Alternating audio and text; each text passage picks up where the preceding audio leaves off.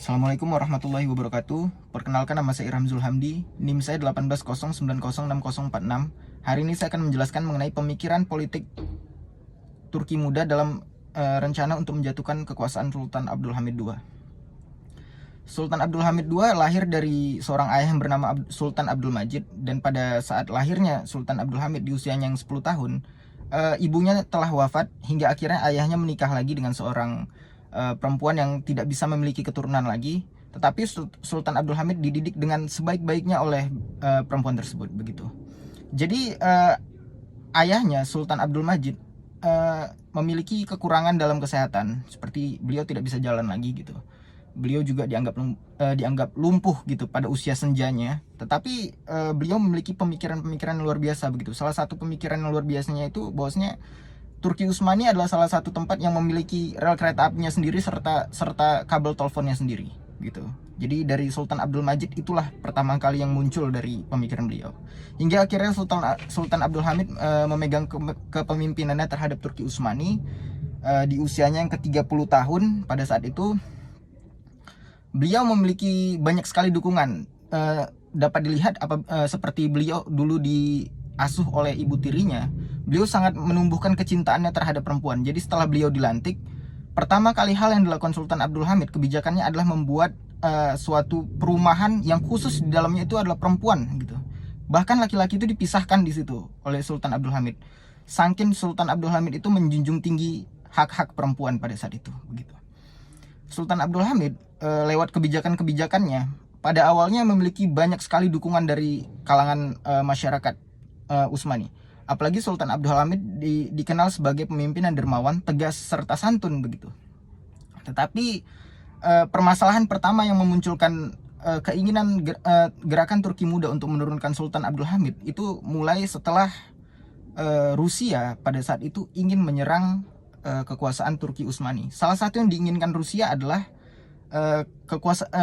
gereja Ortodoks yang berada di kekuasaan Turki Utsmani. Pada saat itu Sultan Abdul Hamid berhasil mengalahkan orang-orang Rusia yang ingin menguasai gereja Ortodoks yang ada di kekuasaan Turki Utsmani. Hingga akhirnya Sultan Abdul Hamid memiliki banyak sekali dukungan serta diapresiasi oleh masyarakatnya. Tetapi yang menjadi permasalahan utamanya adalah Dewan Parlemen pada saat itu menyatakan bahwasanya Sultan Abdul Hamid itu sudah kelewatan batas begitu, karena beliau tidak memberikan laporan kepada Dewan Parlemen pada saat itu begitu. Saat Rusia menyerang, Sultan Abdul Hamid hanya bertindak secara sendiri begitu, tanpa adanya laporan terhadap Dewan Parlemen. Hingga pada saat itu Sultan Abdul Hamid beranggapan bahwasanya yang menjatuhkan, yang menyulitkan segala macam kebijakan yang akan beliau buat adalah Dewan Parlemen. Jadi parlemen beliau sendiri yang membuat beliau itu sulit untuk melakukan kebijakan-kebijakannya begitu. Hingga akhirnya Sultan Abdul Hamid berpendapat untuk membekukan Dewan Parlemen gitu.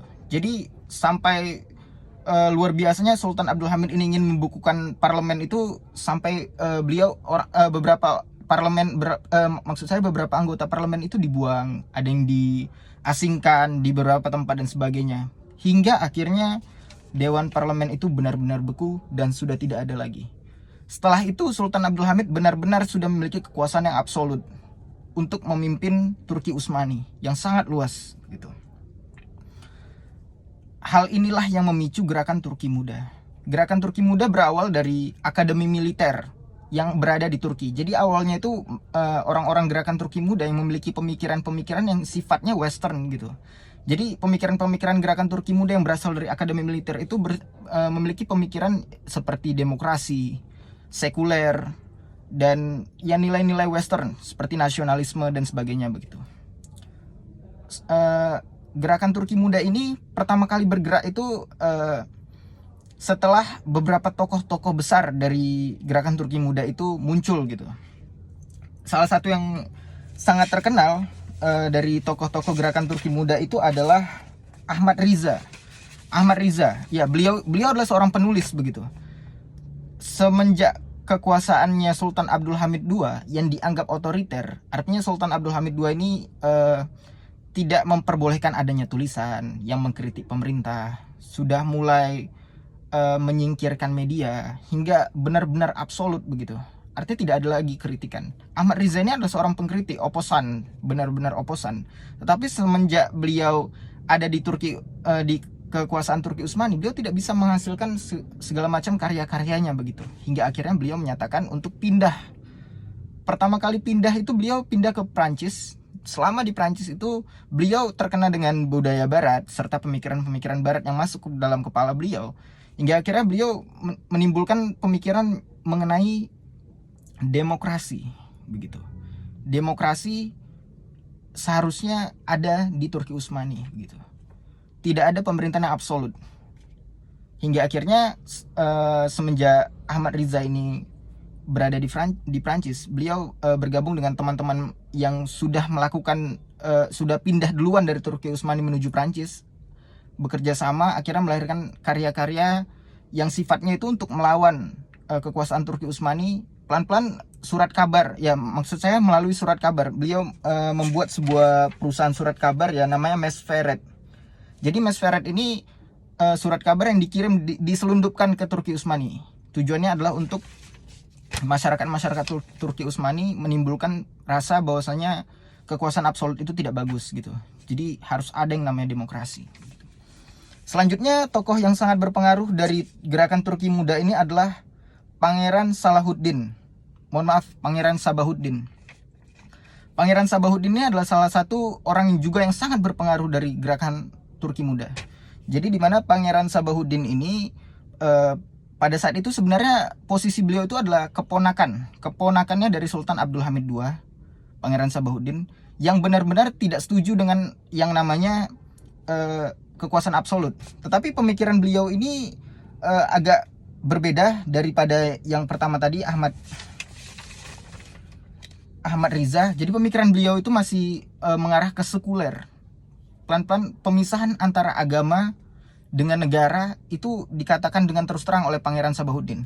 Pangeran Sabahuddin juga berterus terang bahwasanya diperlukan di setiap daerah di Turki Utsmani itu ada yang namanya sistem desentralisasi. Bahkan hingga ke tingkat kecamatan, ke tingkat kota-kota di daerah Turki Utsmani itu semua memiliki konsep desentralisasi. Artinya benar-benar demokrasi di situ. Benar-benar semuanya adalah dari kemauan rakyat begitu. Artinya rakyat punya andil dan hak untuk memilih pemimpinnya gitu. Hingga akhirnya beliau, Pangeran Sabahuddin itu juga karena menganggap kekuasaan Sultan Abdul Hamid II ini yang diktator, beliau juga pindah ke Paris pada saat itu, Prancis juga. Hingga beliau mendapatkan pemikiran-pemikiran yang western ya terhadap kekuasaan Sultan Abdul Hamid II. Setelah itu gerakan-gerakan Turki Muda yang pertama kali muncul itu adalah gerakan dari pemimpin-pemimpin gerakan Turki Muda, yaitu dari Ahmad Riza dan dari Sultan Sabahuddin. Pertama kali yang mereka buat adalah mengadakan konferensi pers. Pertama kali konferensi pers ini diadakan pada tahun 1902 di Paris ya. Jadi tujuan diadakan bukan konferensi pers ya, maksud saya adalah rapat besar gitu. Gerakan Turki Muda yang dilakukan di Paris, tujuannya adalah untuk mengatur strategi bagaimana cara untuk menjatuhkan kekuasaan Sultan Abdul Hamid II, begitu. Tapi dalam melakukan pemikiran tersebut, maksudnya berdiskusi tersebut, maksud saya Ahmad Riza dengan Sultan Sabahuddin, dengan Pangeran Sabahuddin memiliki perbedaan pendapat begitu. Jadi yang satu, Ahmad Riza berpendapat bahwasanya sebaiknya untuk menaklukkan atau menurunkan, menggolekkan Sultan Abdul Hamid II, kita tidak perlu ikut mengikuti atau meminta bantuan oleh negara-negara lain begitu, atau dari asing. Artinya sebaiknya ini benar-benar kita sendiri aja yang mengurusi masalah ini gitu. Karena ini masalah dapur kita. Itu menurut Ahmad Riza. Tetapi berbeda dengan pernyataan Sultan Sabahuddin yang telah lama di Paris begitu. Artinya dia juga sudah bergaul dengan orang-orang di Paris dan sebagainya, memiliki teman-teman di sana, menyatakan bahwa saya sebaiknya untuk menaklukkan gerakan menaklukkan kekuasaan Sultan Abdul Hamid II ini kita membutuhkan adanya dorongan dari asing begitu. Akhirnya perbedaan pendapat ini menimbulkan cekcok yang besar juga antara gerakan Turki Muda. Sempat goyang gerakan Turki Muda pada tahun 1902 hingga akhirnya gerakan Turki Muda ini kembali bersama setelah diadakan yang namanya Komite Persatuan.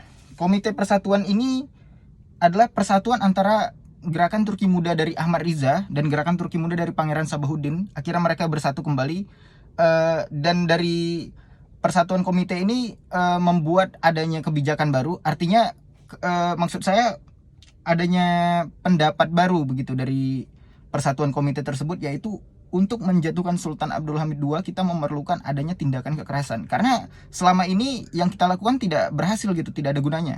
Akhirnya jalan satu-satunya agar kita bisa menguasai Turki Utsmani, agar Turki Utsmani menjadi negara yang demokratis, negara yang sekuler, kita harus dan negara yang menggunakan sistem desentralisasi, kita harus menggunakan teknik kekerasan untuk menjatuhkan Sultan Abdul Hamid II.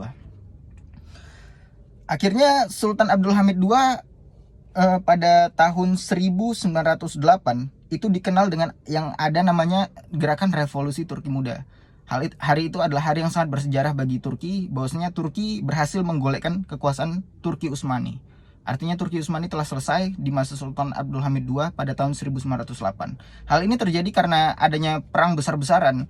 Pada saat itu perang dibuat besar-besaran oleh seorang pimpinan perang yang bernama Ahmet Niyazi dari Gerakan Turki Muda yang memimpin kurang lebih 200 pasukan militer serta masyarakat sipil yang benar-benar meminta agar Sultan Abdul Hamid II turun. Akhirnya terjadi kekerasan besar-besaran, dan inilah yang membuat Turki mendapatkan gerakan revolusi pertama mereka pada tahun 1908. Pada tanggal 23 Juli, Sultan Abdul Hamid II mengumpulkan menteri-menterinya dan menyatakan bahwasanya dia mundur dari jabatannya.